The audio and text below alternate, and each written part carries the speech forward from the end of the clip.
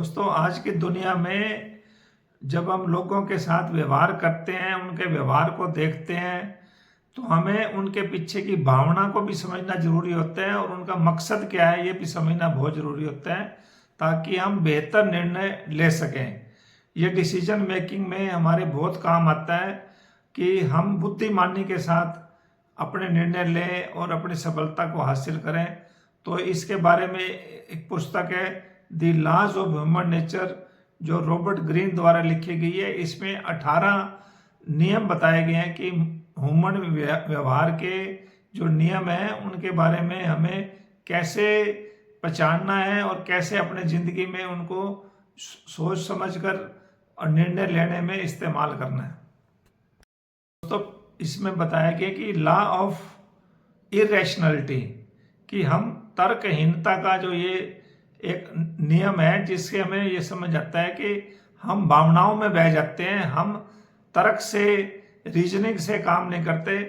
तो जैसे शेयर बाजार में उतार चढ़ाव को देखकर हमारे को कोई लालच है या कोई डर है, उससे हम प्रभावित होकर अपने फैसले ले लेते हैं। तो ये पुस्तक कहती है कि हमें जो है कुछ समय रुकना है, सोच समझकर डिसीजन लेना है, हमें भावनाओं में नहीं बहना, हमें कुछ तर्क का भी इस्तेमाल करना है, तो हमारे डिसीजन अच्छे होने लगते हैं। द लॉ ऑफ नार्सिसिज्म है जो हमारे को ये बताता है कि हम आत्म मुग्धता के अंदर जीते हैं, हम अपने आप को बेहतर समझते हैं और दूसरों की भावनाओं की हम कदर नहीं करते। तो हमारे को जीवन में इम्पैथी लानी है। जब हम दूसरों के विचारों को सुनेंगे, उनकी भावनाओं को समझेंगे और उनके कामों के बारे में हम वैलिडेट करेंगे कि ये ठीक है या नहीं है, तो हमारे डिसीजन दोस्तों अच्छे होने लगते हैं। तो इसलिए हमें दूसरों की भावनाओं को भी समझना है, अपने विचारों को अपने पास बाद में आगे लाना है जब हम पहले दूसरों की भावनाओं को समझें। The law of role playing ये बता रहा है कि ज़्यादातर लोग जो है अपने चेहरे को छुपाते रहते हैं, वो एक मुखौटा पहनकर जिंदगी में हमारे सामने आते हैं, वो अपनी असलियत को छुपाते हैं। तो दोस्तों, हमें उनकी बॉडी लैंग्वेज को देखना है, उनके इशारों को समझना है और उनके साथ जब हम व्यवहार करें तो हम उनके बातों के पीछे जो छुपी हुई बात है उसको समझकर हम अपना व्यवहार करेंगे तो हमारे को सफलता मिलती है। The law of compulsive behaviour के अंदर बताया गया है कि लोग जो है बार बार वही गलतियां करते रहते हैं। तो दोस्तों, इससे उनका चरित्र पता चलता है कि वो बार बार ऐसी गलतियां जो कर रहे हैं वो जानबूझकर कर रहे हैं और वो हमारे को गुमराह करना चाह रहे हैं, या वो खुद अपने आप को विक्टिम शो करके हमारी सहानुभूति लेना चाहते हैं। इसलिए दोस्तों, हमें ये ध्यान रखना चाहिए कि कुछ लोग जो इस तरह का बिहेवियर करते हैं तो हमें उनसे कैसे डील करना है। द लॉ ऑफ कवेटसनेस बता रहा है कि जो चीज़ें हमारे पास नहीं होती हमें वही चाहिए होती हैं। तो हमें समाज के अंदर बाजार में उन चीज़ों की जो है स्केर्सिटी दिखानी है, तभी हमारे को उसकी डिमांड ज़्यादा मिलेगी, उसका प्राइस ज़्यादा मिलता है। तो ये पुस्तक कहती है कि हमें अपने को एब्सेंट रखना है, ज़्यादा बार बार हमें लोगों के बीच में नहीं आना, हमें अपने जो प्रोडक्ट्स हैं उसको ज़्यादा बार बार लोगों को नहीं दिखाना। जब उनको ज़रूरत होती है तो वो डिमांड के हिसाब से उसके प्राइस भी बढ़ते हैं, उसकी वैल्यू बढ़ती है। तो इस बात का भी हमें ध्यान रखना है। ऑफ शॉर्ट साइटेडनेस का मतलब है कि हम दूरदर्शी नहीं होते, हम इम्पल्सिव बाइंग कर लेते हैं। कभी शेयर बाजार में हम अपने आप को रोक नहीं पाते। तो दोस्तों, ये पुस्तक कहती है कि हमें कुछ समय रोक कर सोचना है, समझना है और फिर डिसीजन लेने होते हैं। तो ये पुस्तक कहती है कि हमें लॉन्ग टर्म का सोचना है कि आज से 6 महीने बाद क्या होगा, 1 साल बाद क्या होगा, तो हमारे डिसीजन अच्छे होने लगते हैं। लॉ ऑफ डिफेंसिवनेस का मतलब है कि लोग जब बात करते हैं तो वो डिफेंसिव हो जाते हैं जब उनकी क्रिटिसिज्म होने लगती है। तो इसलिए किसी बात की क्रिटिसिज्म करने से पहले, अपनी राय देने से पहले दूसरों की राय जानना बहुत जरूरी है। फिर उसके हिसाब से हमें अपनी राय देनी होती है। तो इससे हमारी दूरी नहीं बढ़ती, हम उनके नज़दीक जाते हैं, उनकी भावनाओं को समझते हैं, तो हम अच्छे डिसीजन करते हैं।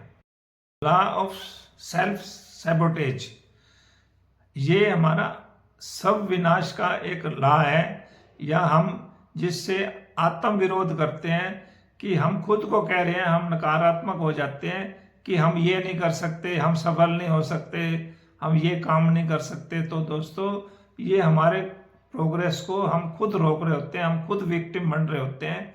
तो इसलिए हमें इसको देखना है कि हम ऐसे विचार ना लाएं कि जो हमारे प्रगति को खुद रोकते हैं, हम अपने पैर पर खुद कुल्हाड़ी मारते हैं। तो ऐसे काम ना करें जिससे कि हमारी प्रगति रुके।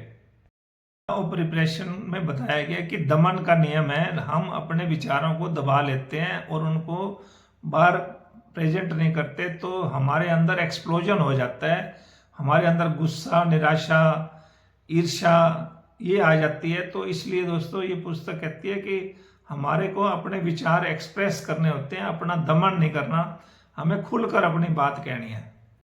लॉ ऑफ एनवी, इसमें बताया गया कि हम दूसरों की सक्सेस को देखकर दुखी होने लगते हैं, या हमारी सक्सेस को देखकर दूसरे दुखी होते हैं। तो इसलिए हमारे को जर्नल लिखना है कि हमारे अंदर कौन से थॉट आ रहे हैं, हमें ग्रेटिट्यूड की भावना रखनी है, हमें उनका धन्यवाद करना है जिनकी वजह से हमें ये प्रोग्रेस मिलती है, उनको थैंक्स बोलना है। तो दोस्तों, ये एनवी, ईर्ष्या हमारी खत्म होने लगती है। लॉ ऑफ ग्रेडियोसिटी के अंदर बताया गया कि हम अपनी भव्यता की नुमाइश करने लगते हैं। जब हम थोड़ा सा भी सक्सेस हो जाते हैं तो हम बहुत ज़्यादा दिखावा करने लग जाते हैं। इसलिए पुस्तक कहती है कि हमें हम्बल होना चाहिए, हमें अपने आप को अपने लिमिट्स के अंदर रहना है, तो हमारी को प्रोग्रेस अच्छी होती है। लॉ ऑफ जेंडर रिजिडिटी, इसमें बताया गया कि जो पुरुष हैं वो अपनी भावनाएं छुपाते हैं और स्त्रियां जो है वो ज़्यादा असर्टिव नहीं होती। तो इस पुस्तक में ये बताया गया कि मैस्कुलिन और जो फेमिनिन ट्रेड्स होते हैं उनके अंदर हमें बैलेंस बनाकर चलना होता है। और कोई भी व्यक्ति जो है, वो लड़का हो या लड़की, वो कुछ भी चाहे वो कर सकती है। तो ये समाज में या पेरेंट्स की वजह से या ओल्ड विचारों की वजह से हमारे को किसी तरह की रुकावट नहीं आनी चाहिए। हमें अपने आप को जेंडर जो ये इसके जो हमारे फर्क रखा जाता है, इससे दूर होकर हमें प्रोग्रेस करनी होती है। जैसे कि इंग्लैंड की रानी एलिजाबेथ ने की थी और वो कई सालों तक राज किया। उसके बारे में बताते हैं कि उसने जो है फेमिनिन और मैस्कुलिन दोनों तरह के ट्रेड्स को अपने कंट्रोल में किया और वो बहुत सफल रही। ऑफ एमलेसनेस, उद्देश्यहीनता की कमी के कारण कई बारी हम मिड लाइफ में क्राइसिस आ जाता है, हमारी प्रोग्रेस नहीं होती, हम लॉन्ग टर्म नहीं सोचते, हमारा उद्देश्य क्या है, पर्पस क्या है। तो दोस्तों, ऐसा बताया गया पुस्तक के अंदर कि जब हम अपने उद्देश्य को पहचानते हैं तो हमारी प्रोग्रेस ज़्यादा होती है। कोई लोग राइटर बनना चाहते हैं तो वो राइटर बन सकते हैं, जो पोएट बनना चाहते हैं पोएट बन सकते हैं, म्यूजिशियन बनना चाहें म्यूजिशियन बन सकते हैं। तो अपना एक टारगेट करके हम उस तरफ हम काम करते हैं तो हमारे को ज़्यादा अच्छा रिजल्ट मिलते हैं।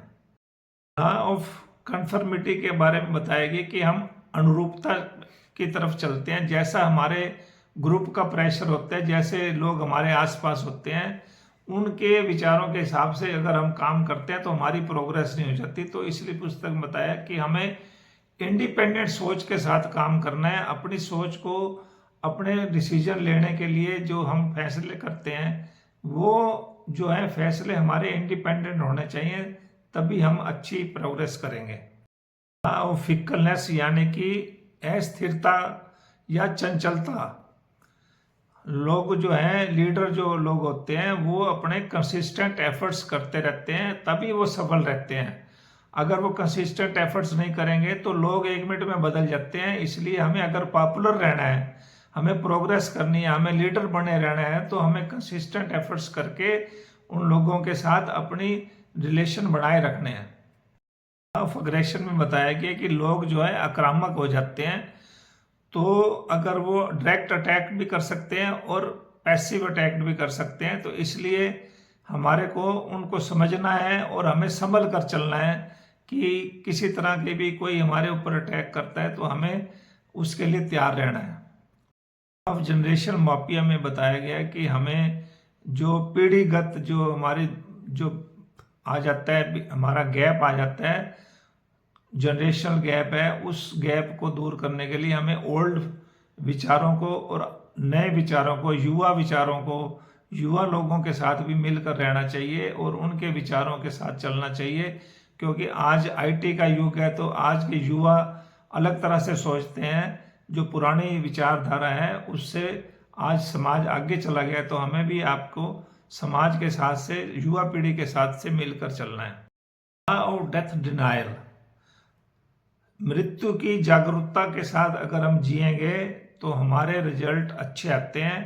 हम समय की कीमत करते हैं, समय बहुत तेजी से बीत रहा है, तो हमें अपने जो डिसीजन लेने हैं वो समय के हिसाब से अब उसकी वैल्यू समझ कर लेने हैं।